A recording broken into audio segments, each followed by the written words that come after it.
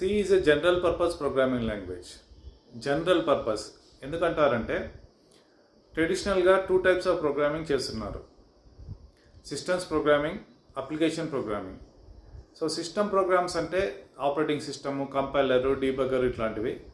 ఇవి ఎందుకంటారంటే computer system, ఇక్కడ సిస్టమ్ అంటే కంప్యూటర్ సిస్టము. కంప్యూటర్ సిస్టమ్ మనం యూజ్ చేసుకోవడానికి ఏమేమి ప్రోగ్రామ్స్ ఉండాలి, అవి సిస్టమ్ ప్రోగ్రామ్స్. వెరాజ్ మీరు కంప్యూటర్ని యూజ్ చేసుకొని ఏది డెవలప్ చేసినా కూడా అది అప్లికేషన్ ప్రోగ్రామ్ అవుతుంది.